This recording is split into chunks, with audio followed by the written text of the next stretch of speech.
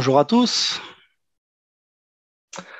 Rappelez-vous, rappelez-vous ce moment de malaise quand Harry, un ami qui vous veut du bien, vous donne un conseil et il insiste tellement que vous sentez qu'il y a quelque chose qui vous échappe, qui vous dérange et qui vous rend mal à l'aise.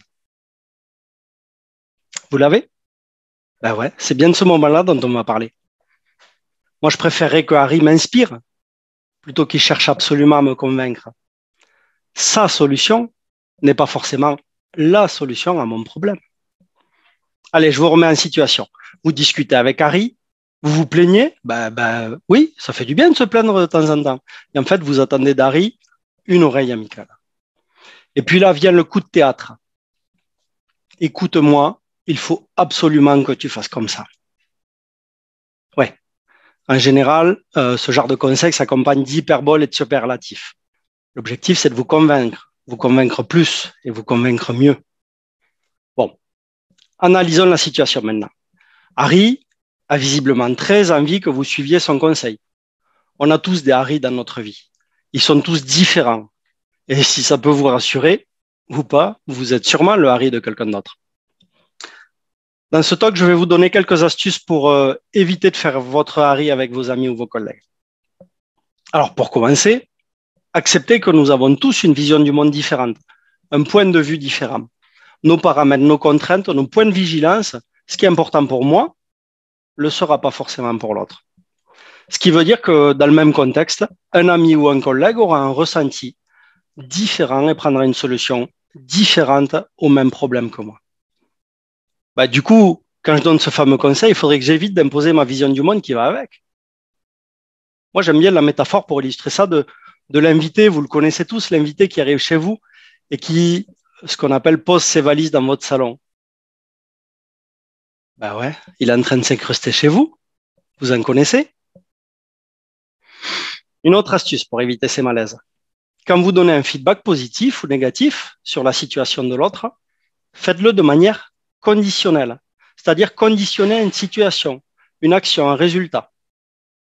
J'ai trouvé ta réaction très bonne à ce moment-là, ou le travail que tu m'as rendu ne correspond pas à ce que j'attendais. Évitez le feedback inconditionnel. Tu es nul, tu es trop fort. Parce que du coup, il va croire qu'il est nul ou qu'il est trop fort dans toutes les situations. Idem, quand vous le prévenez sur les risques, utilisez le conditionnel.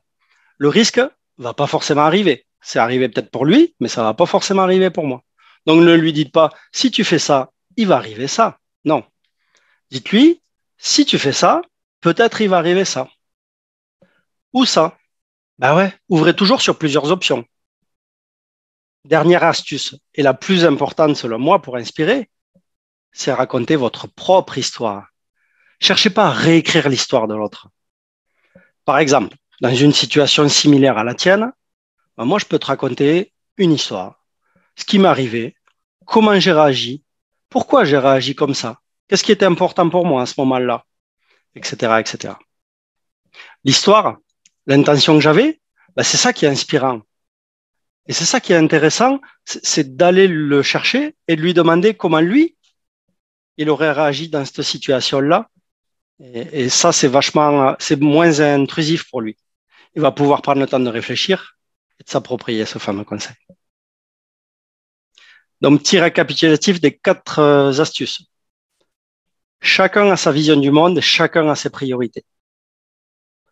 Deuxièmement, donner du feedback conditionné à une action ou à un résultat plutôt que sur la personne. Troisièmement, quand vous prévenez sur les risques, faites-le au conditionnel. Le risque, il n'arrivera pas forcément. Et quatrième, c'est pour inspirer, raconter votre histoire, votre propre histoire, votre intention. C'est authentique, c'est beaucoup plus authentique et du coup, ça va donner du sens et ça sera riche pour lui. Pour finir, regardez-vous fonctionner. Prenez de la hauteur dans les discussions quand vous êtes en train de parler avec des amis, des collègues. Quand vous faites votre Harry, posez-vous la question de pourquoi vous le faites. Et pour qui vous le faites? Finalement, est-ce que je veux vraiment lui donner ce conseil ou toute l'énergie que je mets à le convaincre, c'est pour moi pour prouver quelque chose à quelqu'un, ou alors pour combler quelque chose qui n'est pas fini en moi? Posez-vous ce genre de questions. Et puis n'oubliez pas, votre ami, votre collègue, votre enfant, votre mari, votre femme, ils ont un super cerveau, c'est un outil fantastique. Essayez de le faire grandir dans vos relations, mettez de l'engrais, mettez pas du désherbant. Allez, je vous laisse avec ça. Quand vous aurez une discussion, il y a un Harry dans la discussion. Je vous donne cette citation de Mathieu Richter, de Tyagui, et gardez-la en tête. C'est mieux d'être efficace que d'avoir raison. Merci.